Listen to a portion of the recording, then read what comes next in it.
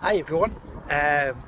Hopefully this wind isn't too bad, but as you can see, I am in a car park.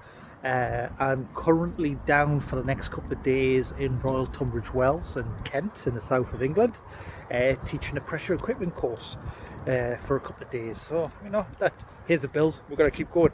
Um, I have been getting a lot of questions over the last few days, more than ever really, based on if people should appeal exam results, um, especially around the CSWIP 3-1 exams.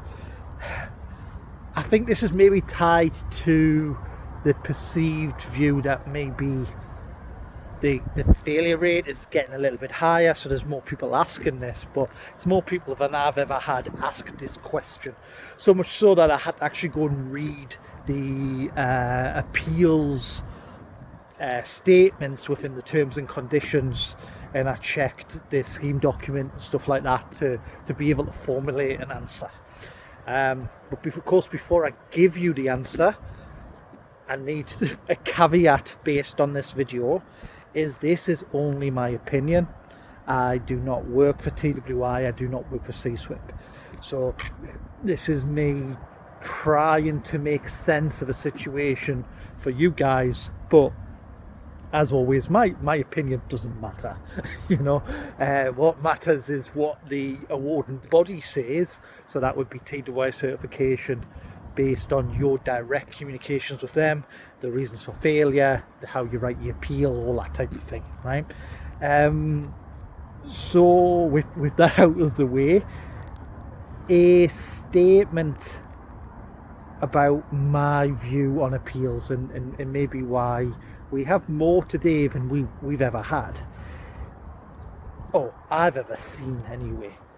In the past, if you go back to when I did my original 3-1, oh god, it feels like forever ago, was back in the day where you were given a plate and a pipe, you had to make your full weld map, you had to take in your own spec, which was either API 1104 or BS 4515, and everything came from your acceptance and rejection on your defects based on what you could see. Now, when they were marked, and when I started marking exams too many years ago to count now, I wouldn't say it's open, that's the wrong word. I struggle to even explain this properly, but we had some discretionary marks.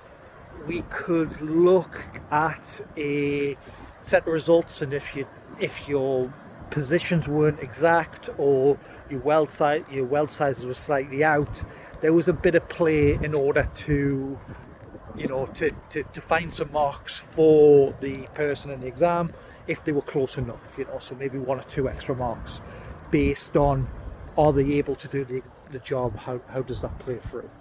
And by all means, that does not mean we were giving people lots of marks left, right and centre, okay? It just means there was a bit of discretion from the examiner to be able to look at a fairly complicated exam. When the TWI changed it to be a multi-choice, of course there was that layover where you still did your report and then you did your multi-choice based on that. Again, that gave an examiner, a chief examiner, whoever was looking at a tight failure, at least some evidence on the report that, did you just miss out an answer on your multi-choice, or did you just incorrectly add an accumulative length up or something like that. Now the exam has changed to 100% multi-choice, and there is a little bit of negative marking. So if you put every defect on the list down, it goes against you, and that's the only way of stopping you ticking every box and getting an answer and passing. The failure rate seems to be going up. Now, I haven't seen exact failure rates, I never will. CSWIP don't publish them. But what we're seeing from the community and people asking questions, that's obviously happened to a degree. Pros and cons of that, I've said that before. You know, there has to be an amount of people failing, just because the exam difficulty needs to be at a point where there's a sensible pass-fail amount. And again, I've discussed that before in past videos. It's difficult to decide how much that needs to be. I'll leave that for TWI certification to work out how they run their certification scheme. The question then, should I appeal based on having a very close number? Like we've seen some people with 69 point something percent. With somebody on the channel who mentioned it. Sorry, I can't remember who said that off the top of my head now. Should I do it? Now that the exam is 100% ticky box, put an answer in a section and move on, it's clear that there is not really any latitude for an examiner or a chief examiner to find marks anywhere. It's either right or wrong at this point. So if you're confronted with exam requirements, terms and conditions that say there may be a cost to having an appeal, is it worth having it? My gut feel is no. Now, I know that's not a good answer for people who are maybe on their resit and need one more mark. But I really couldn't tell you to do anything else. Me telling you to go ahead and appeal and do all that would kind of not be looking at the obvious. Now, if you have a problem with the exam and you are absolutely adamant the exam is wrong, you make an appeal. I'm not encouraging that because I don't believe that in the main that the CSWIP questions are wrong. I can't say I've ever seen any which I think there is just not a right answer for that. Doesn't mean I'm right, that's my experience. So what do you get out of it? You pay your money, you try to get an appeal, they re-look at the answers, tell you failed again, and that's it.